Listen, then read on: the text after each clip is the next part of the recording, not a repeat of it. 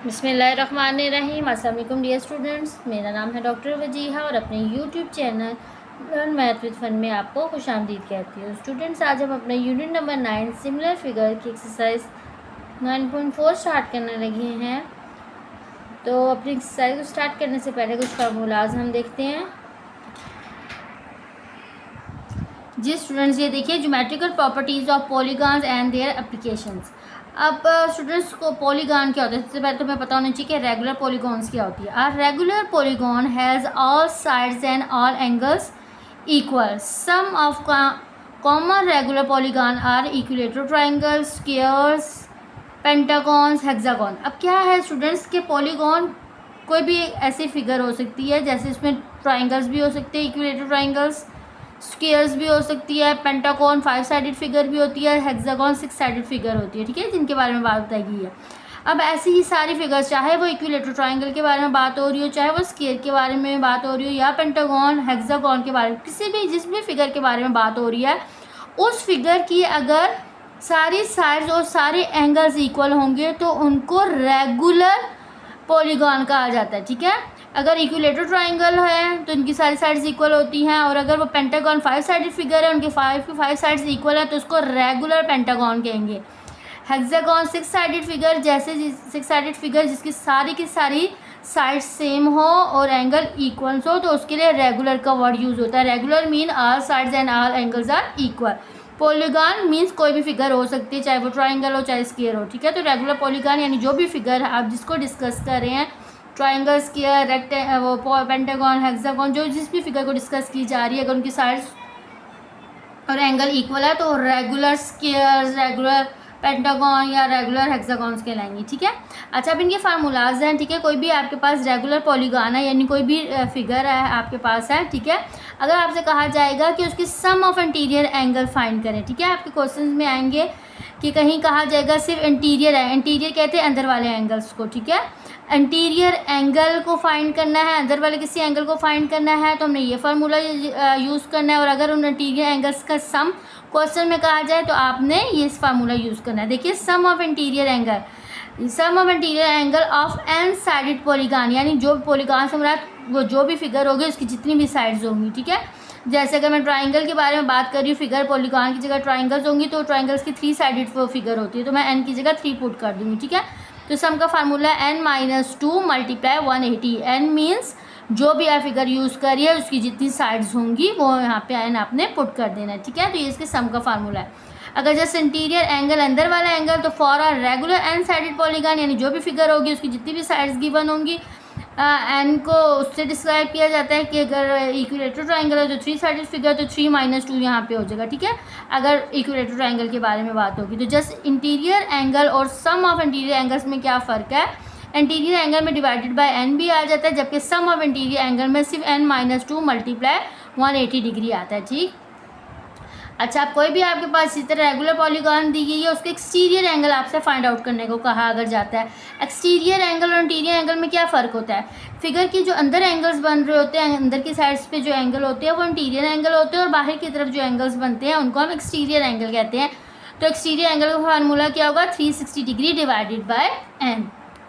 आपने उसके बाद जी, अब हम इस साइज 9.4 की तरफ आ रहे हैं। इसको सबसे पहले क्वेश्चन पढ़ते हैं, what is the sum of the interior angle of decagon. अब हमने सम ऑफ इंटीरियर एंगल का फार्मूला पढ़ना है। मैंने आपको बताया था हमने 3 एंगल्स फार्मूले पढ़े हैं, सम ऑफ इंटीरियर एंगल का, सिर्फ इंटीरियर एंगल का और एक्सटीरियर एंगल का। तो यहाँ पे सम फाइंड करना है।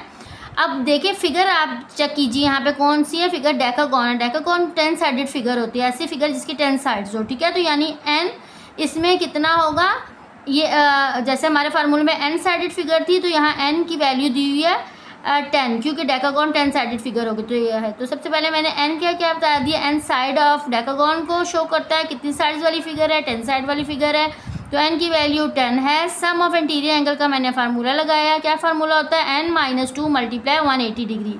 n की जगह हमने क्या पुट कर देना है, 10, तो 10 - 2 क्या आ जाएगा, 8 मल्टीप्लाई 180 डिग्री, तो आपको 1440 हमें इंटीरियर डेकागॉन के इंटीरियर यानी अंदर वाले एंगल्स का सम का आंसर मिल चुका है। अरे स्टूडेंट्स, लाजमी नहीं है कि आगे पेपर में 10 साइडेड पॉलीगॉन भी लिखी हो। डेकागॉन का जस्ट वर्ड यूज़ होगा, तो आपको पता होना चाहिए कि डेकागॉन 10 साइडेड फिगर है, तो आपने इसके एन को एज्यूम यहाँ पे 10 करना है। ठीक है, सेकंड पार्ट पढ़ते हैं। Calculate the measure of each interior angle of regular hexagon. अब यहाँ पे जस्ट इंटीरियर एंगल फाइंड करने को कहा जा रहा है और फिगर कौन सी बताई जा रही है, हेक्सागोन है। अब देखिए, आपको खुद पता होना चाहिए अगर हेक्सागोन कौन सी फिगर होती है जिसकी 6 साइड्स हों। ठीक है, तो यहाँ पे सबसे पहले एन हमने खुद से बताया कि एन कितना है, 6। एन शो करता है साइड्स को, जो तो 6 साइड वाली ये फिगर है। अच्छा, अब इंटीरियर एंगल का हमें फार्मूला लगाना है। इंटीरियर एंगल का फार्मूला क्या होता है, n-2 multiply 180 degree divided by n। ठीक है, तो यहाँ पे हम n की जगह पे अपनी वैल्यू जो 6 है हम यहाँ पे अपने पुट करते जाते हैं। तो यहाँ पे मैंने n की जगह पे ये देखिए ऊपर भी 6 पुट किया। 6 - 2 multiply 180 degree divided by n की जगह भी हमने 6 लगा दिया। 6 - 2 4 मल्टीप्लाई 180 डिग्री, तो हमें 720 आंसर मिला। उसको डिवाइड किया हमने 6 से, तो हमें हेक्सागोन के इंटीरियर एंगल पता चल गया कितना आ गया हमारे पास, यानी अंदर वाला एंगल वो 120 डिग्री होगा। ठीक है जी, इसका नेक्स्ट थर्ड पार्ट की तरफ देखते हैं। थर्ड पार्ट में हमें क्या कहा जा रहा है, what is each exterior angle of are regular pentagon. अब पेंटागन हमारे पास कौन सी, पेंटागन मीन्स 5 से निकला है, तो पेंटागन मीन 5 साइडेड फिगर जो होती है, ठीक है, वो हमारे पास पेंटागन होती है। तो यहाँ पे हमने उसका एक्सटीरियर एंगल फाइंड करना है। एक्सटीरियर एंगल का हमारे पास फार्मूला होता है 360 डिग्री डिवाइडेड बाय n। तो n की जगह हमने 5 पुट किया, तो हमने पेंटागन का एक्सटीरियर एंगल भी फाइंड कर लिया है। फोर्थ पार्ट में हमें इसकी क्या कहा जा रहा है, if the sum of the interior angle is 1260। अब इंटीरियर एंगल के सम की वैल्यू हमें खुद दी गई है और हमें बताना है कि how many side does the polygon have, यानी ये कितनी साइडेड जो पॉलीगॉन है, यानी हमने बताना है कि जो तस्वीर है जिसका इंटीरियर एंगल दिया गया है वो कितनी साइडेड फिगर है, यानी हमने यहाँ साइड फिगर्स बतानी है कितनी साइडेड फिगर है, यानी एन की वैल्यू हमने यहाँ से फाइंड करनी है। सम ऑफ इंटीरियर एंगल का वर्ड यूज़ हुआ, तो सम ऑफ द इंटीरियर एंगल का हमने यहाँ पे फार्मूला लगाया। सम ऑफ द इंटीरियर एंगल का फार्मूला क्या होता है, n-2 मल्टीप्लाई 180 डिग्री। अब सम ऑफ द इंटीरियर एंगल की वैल्यू हमें गिवन है 1260, इसकी जगह वैल्यू पुट की n-2 मल्टीप्लाई 180। n हमने फाइंड करना है, यानी कितनी साइड वाली फिगर है, n कैलकुलेट हमने करना है। अब पहले तो मैं यहाँ से 180 को मैं यहाँ से ख़त्म करती हूँ, 180 यहाँ मल्टीप्लाई हो रहा है, दूसरी तरफ जाएगा इसकी डिनोमिनेटर में जाके डिवाइड हो जाएगा और यहाँ पे क्या रह जाएगा n-2। देन जी डिवाइड होने के बाद यहाँ से मुझे 7 आंसर मिला है। अब यहाँ से 2 को भी मैं दूसरी साइड पे ले गई हूँ, तो n की वैल्यू मुझे 9 मिल गई है, यानी जो हमारे पास ये जो फिगर थी 9 साइडेड फिगर थी, यहाँ से हमें ये इन्फॉर्मेशन मिल गई है। नेक्स्ट जी क्या कहा जा रहा है, question number 2, in a parallelogram ABCD। Student यहाँ पे फिगर हमें क्वेश्चन में गिवन नहीं है, फिगर मैंने यहाँ पे खुद कर बनाई है। अब देखिए हमने कैसे बनाई है, एक पैरेललोग्राम ABCD है। AB की जो लेंथ है 10 सेंटीमीटर है और AD की लेंथ है 6 सेंटीमीटर। अब देखिए स्टूडेंट्स, मैंने पैरेललोग्राम बनाया, मुझे पता है कि पैरेललोग्राम की ऑपोजिट साइड्स जो होती हैं वो इक्वल होती है, यानी ये 10 सेंटीमीटर है तो ये भी लाजमी बात है 10 सेंटीमीटर होगी, ठीक है, और ये 6 सेंटीमीटर है तो ये भी 6 सेंटीमीटर है। तो आपको पता होना चाहिए कि जो दो वैल्यूज़ गिवन है, एक वैल्यू उसकी बेस की गिवन है, एक वैल्यू उसकी हाइट की गिवन है, ठीक है, यानी एक चीज़ बेस होती है दूसरी चीज़ हाइट होती है। तो देखिए ए बी मैंने नाम इसी तरीके से दिया, देखिए ए से बी की वैल्यू मुझे गिवन है 10 सेंटीमीटर, फिर इसी ए पॉइंट से ए से डी की वैल्यू मुझे 6 सेंटीमीटर। तो ABCD मैंने एक पैरेललोग्राम ड्रॉ कर ली। देन आगे उन्होंने क्या कहा है कि देखिए BAD, यानी मैंने आपको बताया था जब भी इस तरह एंगल हो तो हमने मिड वाले एंगल को पढ़ना होता है, यानी ए पे एंगल बन रहा है 45 डिग्री, तो यहाँ पे फिगर में मैंने ए पे 45 डिग्री बना दिया। आपने कैलकुलेट करना है एरिया ऑफ अ पैरेललोग्राम, ठीक है स्टूडेंट्स, हमने पता है कि एरिया ऑफ अ पैरेललोग्राम क्या होता है। Basically area of a paragraph हमारे पास होता है बेस मल्टीप्लाई आल्टीट्यूड या हाइट, ठीक है, बेस मल्टीप्लाई हाइट होती है हमारे पास, ठीक। अब यहाँ पे क्योंकि एंगल भी गिवन है, जब एंगल गिवन है तो क्योंकि बेस और हाइट इनको जब मल्टीप्लाई करते हैं क्रॉस प्रोडक्ट होता है तो साथ साइन थीटा आ जाते हैं, आपने फिजिक्स में भी अपना पढ़ा होगा, ठीक है। तो यहाँ पे इसलिए एंगल क्योंकि गिवन था, अगर एंगल गिवन ना होता जस्ट दो वैल्यू गिवन होती हम area of a paragraph base multiply height या बेस मल्टीप्लाई आल्टीट्यूड लिख देते, लेकिन क्योंकि यहाँ पे एंगल गिवन है तो साथ आगे साइन थीटा भी आ जाएगा। यहाँ पे बेस की वैल्यू जी गिवन है 10 सेंट, क्योंकि मैंने बताया था देखिए बेस ये और ये दोनों वैल्यू सेम होती है, चाहे इसको बेस कंसीडर करें चाहे इसको बेस कंसीडर करें, दोनों की वैल्यू 10 सेंटीमीटर है। ठीक है। तो बेस 10 सेंटीमीटर है, हाइट हमें कितनी गिवन है 6 सेंटीमीटर, साइन और एंगल हमें कितना गिवन है 45 डिग्री।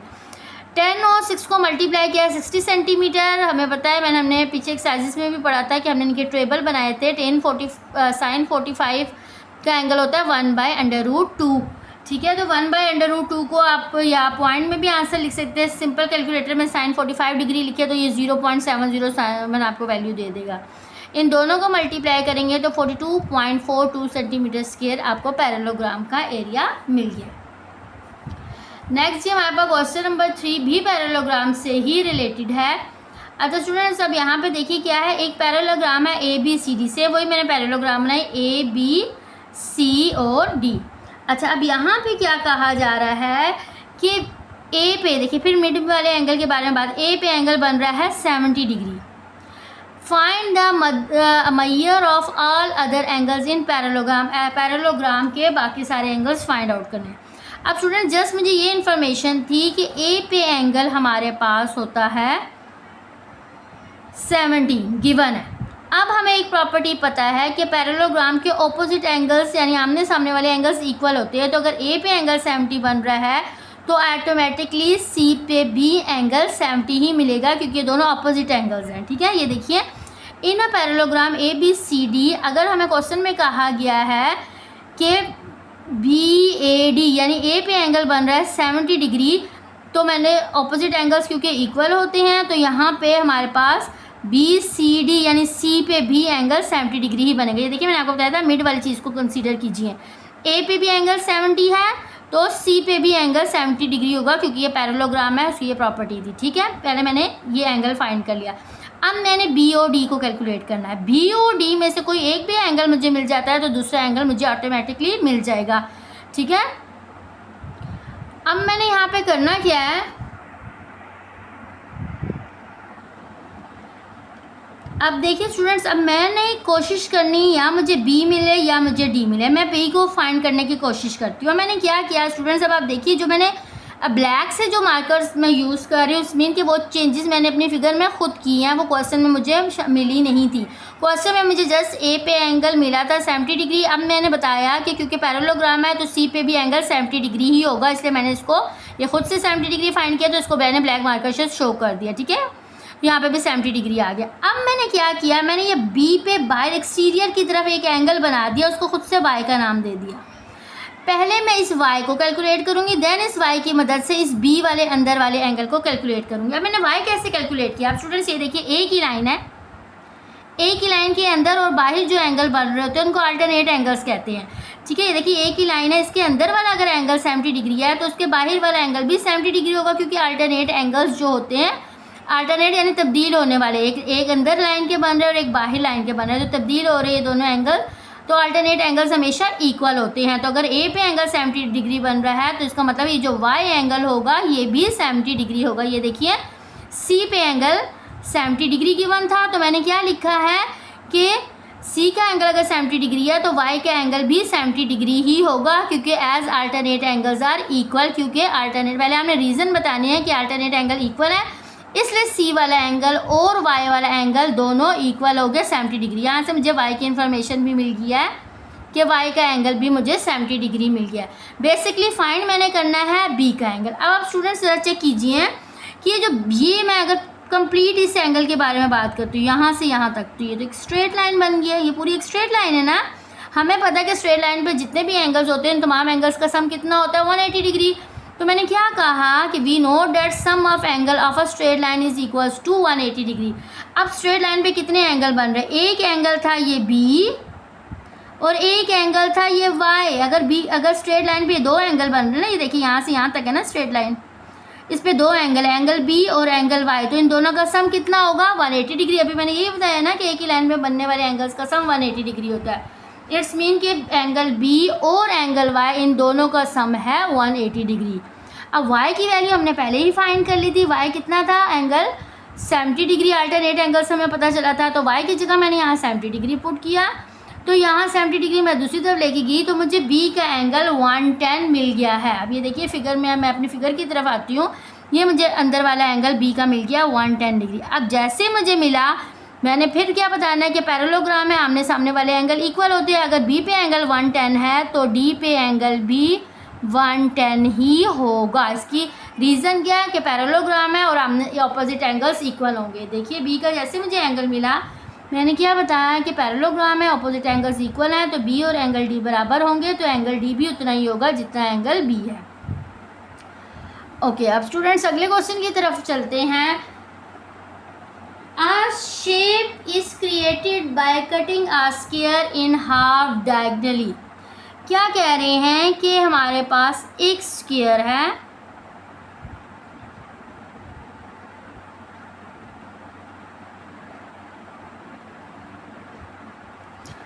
उसको आपने डायगोनली कट कर दिया। ठीक है, अब देखिए स्क्वायर की प्रॉपर्टी क्या होती है, पहले तो आपको पता होना। स्क्वायर की प्रॉपर्टी ये होती है, इसका हर एंगल 90 डिग्री होता है। ये भी, ये भी, ये भी और ये भी। ठीक, अच्छा, अब जब मैंने स्क्वायर को कट कर दिया तो दो राइट एंगल ट्रायंगल्स बन गई। देखिए अब यहाँ पे तो देखिए कट करने की वजह से क्या हुआ, ये एंगल तो कट गया, हाफ हो गया। अब ये 90 डिग्री तो नहीं आ रहा, ये भी कट हो गया, ये भी 90 डिग्री नहीं रहा, तो 90 डिग्री सिर्फ यहाँ पे रह गया। इसका मतलब है ये तो एक राइट एंगल ट्रायंगल बन गया, क्योंकि राइट एंगल ट्रायंगल में एक एंगल 90 डिग्री होता है।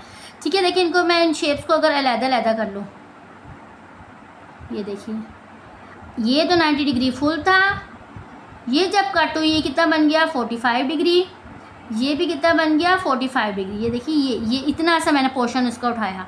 इस ट्रायंगल को मैं अलग करती हूँ। ठीक है,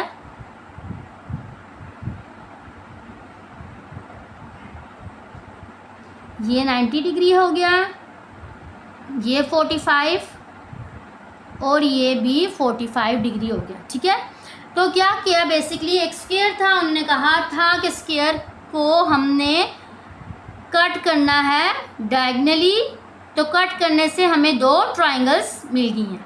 ठीक, अब दो ट्रायंगल्स इन्होंने कहा है कि इन दो ट्रायंगल्स को अगेन अब आपस में आपने जोड़ देना। जो दो ट्रायंगल्स है, जोड़ने किस तरह से कि हाइपोटेन्यूज को हाइपोटेन्यूज के साथ जोड़ना। ये देखिए आगे क्या कह रहे हैं, अ शेप इज़ क्रिएटेड, ऐसी शेप बनाएं by cutting a square in half diagonally, कि आपने स्क्वायर को डायगोनल से कट कर दिया, and then attaching a right triangle to the hypotenuse of each half. ये जो राइट एंगल ट्रायंगल्स मिली हैं, इन दोनों राइट एंगल ट्रायंगल्स के हाइपोटेन्यूज को अटैच करके एक और फिगर बना दें।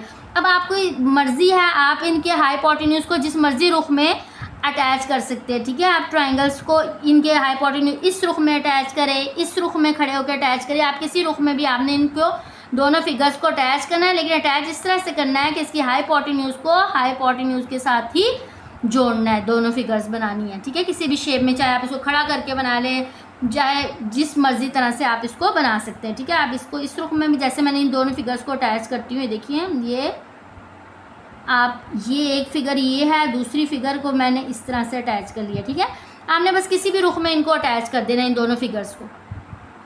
आगे कह रहे हैं explain why this shape can tessellate and calculate the interior angle of the new shape. अब टेसिलेट का क्या मतलब होता है, वो कह रहे हैं कि अब आप बताएं कि ये जो दोनों फिगर्स जब इनको आप ज्वाइन करेंगे, क्या ये फिगर टेसिलेट बनाएगी। टेसिलेट का क्या मतलब होता है स्टूडेंट, टेसिलेट का मतलब ये होता है फिगर्स को आपस में इस तरह से ज्वाइन कर देना कि उनका बीच का गैप ख़त्म हो जाए। जैसे मैंने इन दोनों फिगर्स को इस तरह से ज्वाइन करा कि इन दोनों के बीच में कोई भी गैप नहीं रहा। ठीक है, तो उन्होंने कहा कि बताएं कि क्या ये दोनों फिगर इस तरह से ज्वाइन हो सकते हैं कि इनके बीच कि ये टेसिलेट करें। टेसिलेट की पहली कंडीशन क्या है कि इनको दोनों को ऐसे ज्वाइन करना है कि इनके बीच का गैप ख़त्म हो जाए, इनके बीच में गैप ना आए। ठीक है, ये तो मैंने आपको ज्वाइन करके दिखा दिया कि इनको हमने ऐसे जो हाइपोटेन्यूज को हाइपोटेन्यूज के साथ ज्वाइन करके इनका गैप हमने ख़त्म कर लिया। ठीक है, और दूसरी टेसिलेट की कंडीशन क्या होती है कि टेसिलेट वो फिगर होती है जिनके आपस में गैप ना और उनके तमाम एंगल्स, अंदर वाले एंगल्स का सम 360 आना चाहिए। अब मैं इसको शो करती हूँ, क्या इसके इंटीरियर एंगल का सम 360 भी बनता है।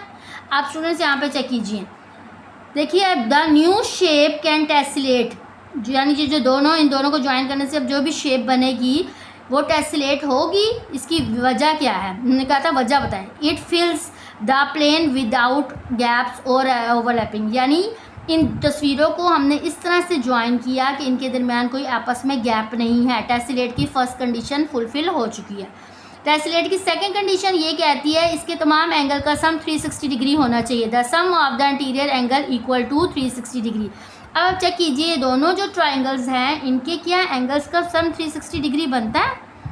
ये देखिए पहली जो ट्राइंगल है, ठीक है, इसका एंगल था आपके पास 90 degree plus 45 degree plus 45 degree, ठीक है, फर्स्ट ट्राइंगल का।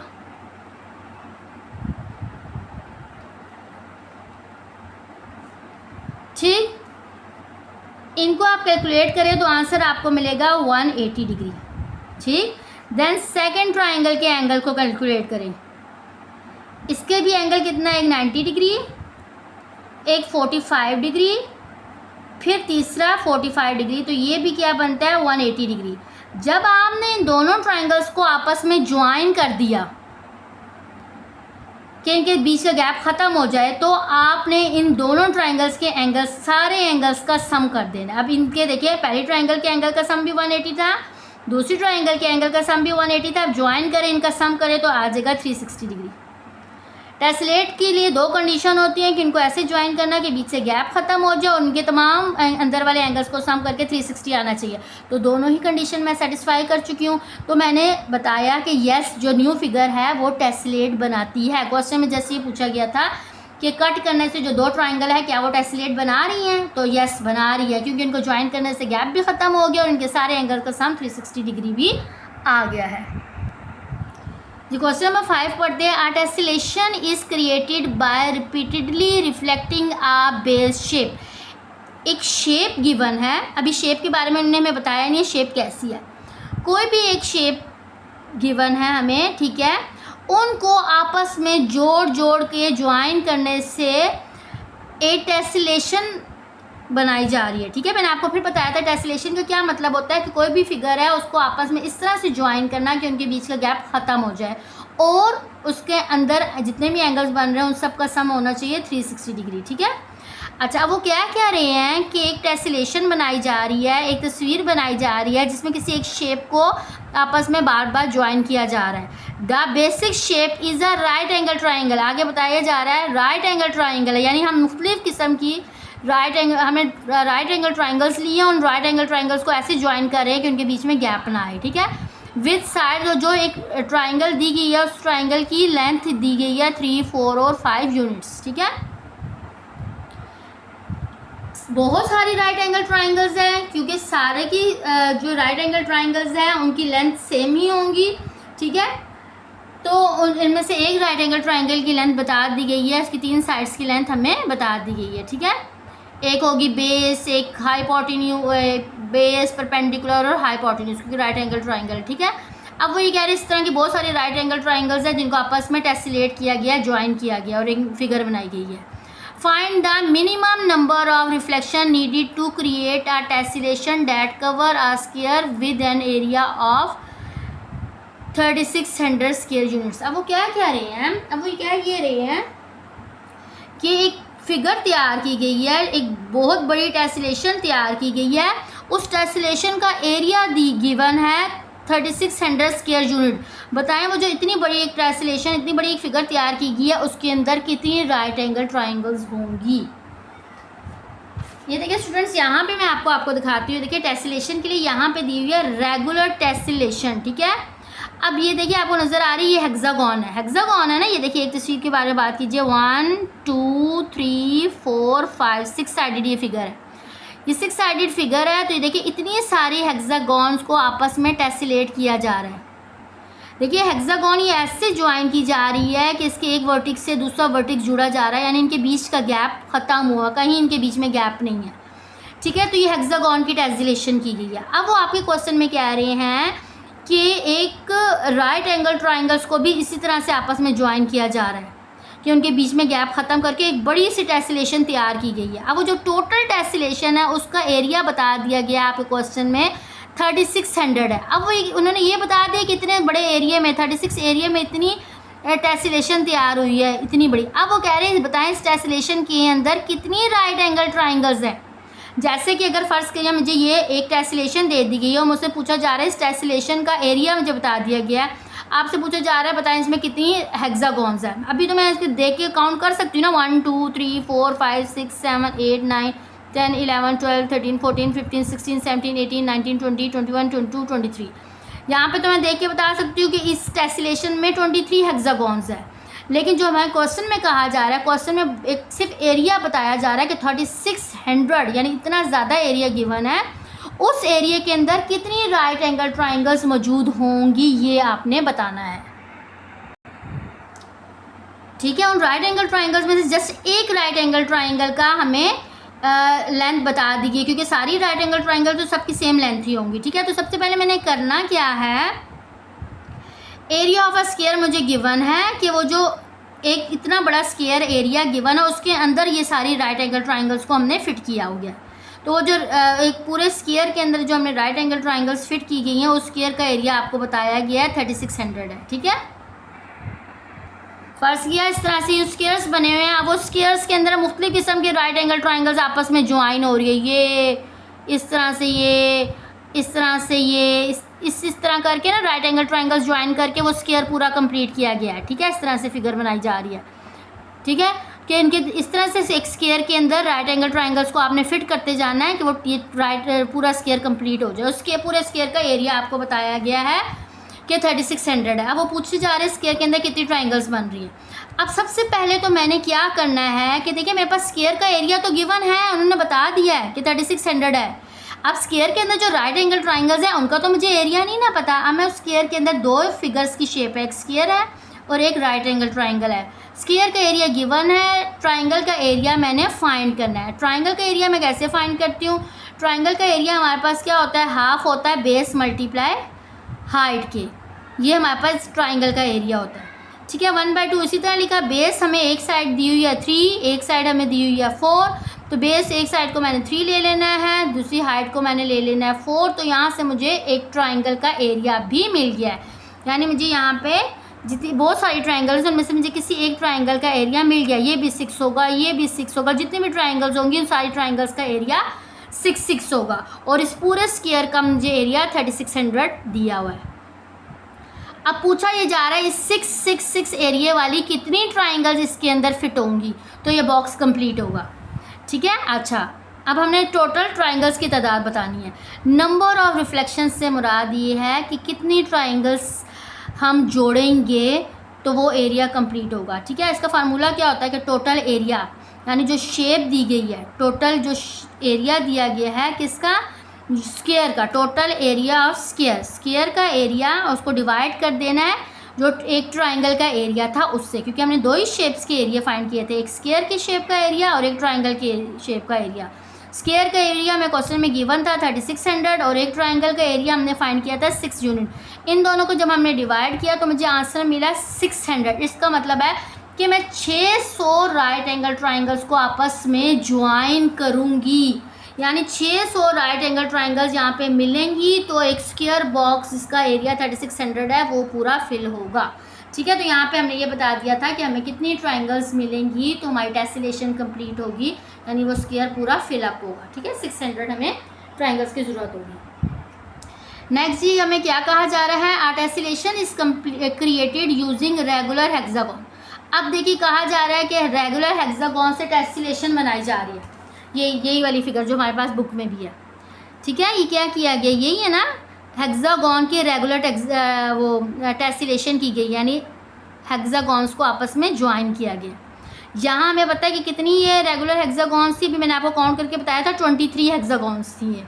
ठीक है, ये 23 हेक्सागोन की टेस्लेशन की गई है।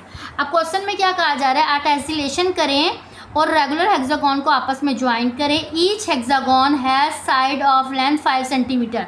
क्या कह रहे हैं कि जो हर हेक्सागोन है इसकी एक साइड की लेंथ बताई जा रही है 5 सेंटीमीटर, यानी ये लेंथ बताई गई है, एक साइड की लेंथ कितनी है इसकी 5 सेंटीमीटर। ये 5 सेंटीमीटर है तो ये वाली भी 5 सेंटीमीटर होगी, ये भी, ये भी, ये भी, ये भी, हर एक की यही लेंथ होगी, यानी एक साइड की लेंथ की जिस इन्होंने इन्फॉर्मेशन दी गई है कि कितनी है 5 सेंटीमीटर।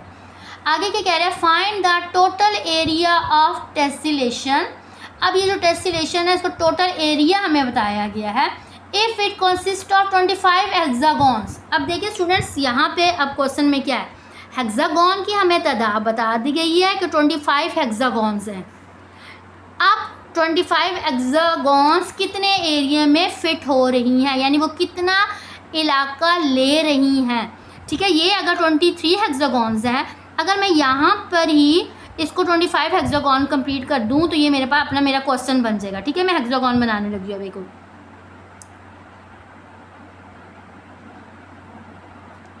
ये 24 होगी। फिर मैंने यहाँ से इसको ये कंप्लीट किया एक और। ठीक है, ये मैंने 25, अभी मेरा टोटल पूरा क्वेश्चन बन गया है। 25 हेक्सागॉन्स को आपस में मैंने टेस्लेट किया है। उन्होंने कहा है अब आपने बताना है ये कितने एरिया पे कवर कर रही है, कितने हिस्से, इसका एरिया कितना होगा। ठीक है, पिछले वाले क्वेश्चन में हमसे पूछा जा रहा था कि कितनी ट्राइंगल यूज़ होंगी, यहाँ पे बताया जा रहा है हेक्सागॉन की तादाद बता दी गई है 26 है, तो कितने एरिया को कवर करेगी, इसका एरिया हमने फाइंड करना है। अच्छा, अब यहाँ पे क्या है, देखिए length of side of hexagon की एक साइड की लेंथ हमें बता दी गई थी, कितनी थी, 5 सेंटीमीटर। ठीक है, 6 साइडेड फिगर हेक्सागॉन होती है। अब मैंने सबसे पहले उन्होंने कहा गया एरिया बताए हैं इन 25 हेक्सागॉन्स का सारी। अब मैं एकदम से 25 हेक्सागॉन का एरिया तो नहीं निकाल सकती, सबसे पहले मैं एक हेक्सागॉन का एरिया निकालूंगी, उसके बाद मैं 25 हेक्सागॉन्स का एरिया निकालूंगी। सबसे पहले मैंने एरिया ऑफ हेक्सागॉन का फार्मूला लिखा। एरिया ऑफ हेक्सागॉन का फार्मूला क्या होता है, 3 square root 3 L² divided by 2। ये आपके बुक में भी फार्मूला गिवन है। ठीक है, हेक्सागॉन्स का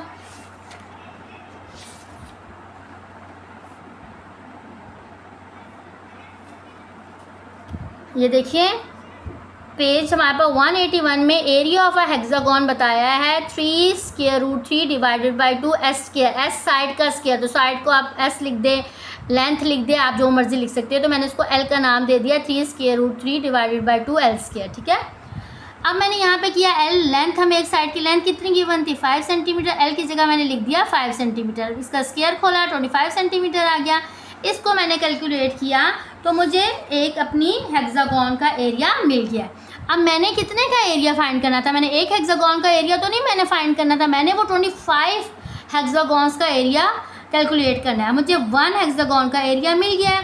1 हेक्सागॉन के एरिया को मैं 25 से मल्टीप्लाई करूँगी, क्योंकि 25 हेक्सागॉन्स थी तो मुझे 25 की 25 हेक्सागॉन्स का एरिया मिल जाएगा, जो कि हमें मुझे क्या मिला है 1623.75 सेंटीमीटर स्क्वायर। ये 25 हेक्सागॉन्स का एरिया मिल गया। सिंपल, मैंने पहले एक हेक्सागॉन का एरिया निकाला, फिर मैंने क्योंकि 25 हेक्सागॉन थी, एक के एरिया को 25 से मल्टीप्लाई कर दिया, तो 25 हेक्सागॉन्स का एरिया मुझे मिल गया। नेक्स्ट ये आगे क्वेश्चन में और क्या बात की जा रही है, आगे कहा जा रहा है एंड टोटल पैरामीटर भी बताएं। पैरामीटर क्या होता है, बाउंड्री का सम को कहते हैं पैरामीटर। ठीक है, जो भी आपको फिगर दी गई है उसकी जब आप बाउंड्रीज का सम करेंगे तो वो आपको पैरामीटर मिल जाता है। अब आपने टोटल पैरामीटर फाइंड करना है of the outer as of tessellation. अब टेसिलेशन के बाउंड्री का आपने सम करना है। अब देखिए ये फिगर की तरफ फिर अपने आते हैं। अब मैंने अब ये 25 हेक्सागॉन्स बनाई थी। अब मैं इनकी बाउंड्रीज में जितने हेक्सागॉन्स आ रहे हैं, ठीक है, पैरामीटर क्या होता है, बाउंड्री जो बाहर की तरफ आपको नज़र आ रहे हैं, उनका आपने पहले तो बतानी है कि वो बाउंड्रीज में कितनी आ रही है, एजेस बताने हैं उनके कितने कोने बन रहे हैं। देखिए 1 2 3 4 5 6 7 8 9 10 11 12 13 14 15 16 17 18, सिर्फ बाहर की हमने सम करना है एजेस का। ठीक है, तो मैंने उसको जब सम किया तो ये मुझे मिल गया टोटल एजेस का 38। ठीक है, बाहर जो है, अंदर वालों को नहीं हमने काउंट करना, क्योंकि पैरामीटर बाउंड्री के बारे में बात होती है। जो बाहर की तरफ हमें हेक्सागॉन्स मिल रहे हैं उनके एजेस का, उनके किनारों का मैंने टोटल कर दिया। कितने किनारे हैं, 38 किनारे थे। अब हर किनारे की, हर एज की, हर साइड की हमें लेंथ पता है कितनी है, 5 सेंटीमीटर। तो जितने किनारे थे, 38 किनारे थे, उसको उस किनारों की लेंथ से मल्टीप्लाई करेंगे तो हमें पैरामीटर का आंसर 190 सेंटीमीटर मिल जाएगा। क्वेश्चन नंबर 7 पढ़ते हैं। Rectangular floor is 12 meter by 15 meter. अब स्टूडेंट्स जो अब ये लिखी जाती है ना, इसकी डायमेंशंस होती हैं। अब रेक्टेंगुलर है ना, आपको पता है रेक्टेंगल की क्या चीज़ होती है, रेक्टेंगल की एक लेंथ होती है और एक विड्थ होती है। तो आपको एक लेंथ बताई जा रही है और एक विड्थ बताई जा रही है। बाय का मतलब होता है इनको मल्टीप्लाई करना। जब इनकी लेंथ और विड्थ इन दोनों को मल्टीप्लाई करेंगे तो आपको रेक्टेंगुलर का एरिया मिल जाता है। तो जहाँ पर भी आपको इस बाय की फॉर्म में दो वैल्यूज़ नजर आए तो आपको पता होना चाहिए इनको जब आप मल्टीप्लाई करेंगे तो आपको उस फिगर का एरिया मिल जाएगा। क्योंकि रेक्टेंगल के बारे में बात हो रही है, उसकी डायमेंशंस बताई जा रही है, तो इट्स मीन इन दोनों को मल्टीप्लाई आप जब करेंगे तो रेक्टेंगुलर को एरिया आपको मिल जाएगा। एक रेक्टेंगुलर फ्लोर है, एक सहन है जो कि हमारे पर रेक्टेंगुलर शेप में, ये देखिए अर्ज किया मैंने, ये एक रेक्टेंगुलर शेप में एक सहन बना लिया है, ठीक है। और इस रेक्टेंगुलर शेप को देखिए मैंने इसको रेक्टेंगुलर फ्लोर कर आपको बताया है, ठीक है। इस रेक्टेंगुलर फ्लोर का एरिया उन्होंने हमें बता दिया है, कितना एरिया है 12 मल्टीप्लाई 15 इसका एरिया, यानी इन दोनों को जब मैं मल्टीप्लाई करूँगी। आगे क्या कह रहे हैं, हाउ मैनी स्क्वायर टाइल्स, कितनी square tiles are needed to cover the floor. सहन में मैं कितनी स्क्वायर टाइल्स लगाऊंगी कि ये पूरा सहन मेरा स्क्वायर टाइल्स से भर जाए, यानी गैप यहाँ पे ना रहे। कितनी मुझे स्क्वायर टाइल्स की ज़रूरत है, ठीक है, समझ आ रही है। पूरे फ्लोर में हमने कितनी स्क्वायर टाइल्स बतानी है। अब देखिए यहाँ पे जो स्क्वायर टाइल्स है गिवन थी उसका एरिया भी बताया गया। ये देखिए 1/1, ये देखिए स्क्वायर टाइल है, ये इसका एरिया क्या बताया है 1/1, ठीक है। पहले तो मैं रेक्टेंगुलर फ्लोर का एरिया भी निकालती हूँ, स्क्वायर टाइल का एरिया भी निकालती हूँ। ये देखिए रेक्टेंगुलर फ्लोर का एरिया क्या होगा 12 मल्टीप्लाई 15, 12 मल्टीप्लाई 15 मीटर, तो 180 मीटर स्क्वायर आ गया। दूसरी मेरे पास क्या चीज़ थी, स्क्वायर टाइल का एरिया 1 मल्टीप्लाई 1, तो 1 मीटर का स्क्वायर। अब वो क्या कह रहे हैं कि इस रेक्टेंगुलर फ्लोर में कितनी टाइल्स की ज़रूरत होगी। देखिए अब जब मैं इस रेक्टेंगुलर फ्लोर के एरिया को स्क्वायर टाइल्स के एरिया से डिवाइड करूंगी तो मुझे टाइलों की तादाद मिल जाएगी कि कितनी टाइल्स लगेंगी इस सहन में, ठीक है। अब देखिए रेक्टेंगुलर जो शेप थी उसका एरिया था 180 मीटर स्क्वायर, एक टाइल का एरिया था 1 मीटर स्क्वायर। जब मैंने इनको डिवाइड किया तो मुझे मिला 180 टाइल। इसका मतलब है इस पूरे सहन में स्क्वायर शेप की 180 टाइल्स लगेंगी, ठीक है स्टूडेंट्स। ओके, आगे क्या कहा जा रहा है, क्वेश्चन नंबर 8 में रेक्टेंगुलर वॉल है, एक वॉल दी गई है जिसकी रेक्टेंगुलर शेप है, इस 10 meter tall and 120 meter wide. लंबाई और चौड़ाई बता दी गई है रेक्टेंगुलर फील्ड की, वॉल की एक वॉल है, तो इसका मतलब है जब लंबाई और चौड़ाई दोनों बता दी गई है तो हम इसका एरिया फाइंड कर सकते हैं। एरिया ऑफ रेक्टेंगुलर वॉल का मैंने एरिया फाइंड कर लिया, 10 meter multiply 120 meter, rectangular wall का मुझे एरिया मिल गया 1200 मीटर स्क्वायर। आगे क्या बात कर रहे हैं, how many gallons of paint are needed to cover the wall. उस वॉल को पेंट करना है तो आप बताएं कितने गैलन्स पेंट के ज़रूरत होंगे। If 1 gallon cover 35 meter square, अगर एक गैलन जो है वो कितना एरिया कवर करता है, उस दीवार का कितना हिस्सा 35 मीटर हिस्से को पेंट करने के लिए काफ़ी है 1 गैलन, ठीक है। तो बताएं हमें कितने गैलन्स की ज़रूरत होगी। फिर वही सेम काम है, आपको रेक्टेंगुलर का एरिया भी बताया गया है, कितना वो जो गैलन है वो कितना एरिया कवर करता है वो भी बताया गया। 2 एरियाज़ गिवन है, उनको फिर डिवाइड करेंगे तो हमें गैलनों की तादाद भी मिल जाएगी। जैसे हमें पिछले वाले क्वेश्चन में 2 एरियाज़ गिवन थे तो बड़े वाले एरिया को छोटे वाले एरिया से डिवाइड करा था तो हमें टाइलों की तादाद मिल गई थी। यहाँ पे भी रेक्टेंगुलर वॉल के एरिया को 1 गैलन जितना कवर करता है एरिया को, उन दोनों को डिवाइड करेंगे तो हमें गैलनों की तादाद भी मिल जाएगी। रेक्टेंगुलर वॉल का एरिया, गैलन का एरिया हमें बताया गया था वो कितना एरिया कवर कर रहा है, 1 गैलन 35 मीटर स्क्वायर।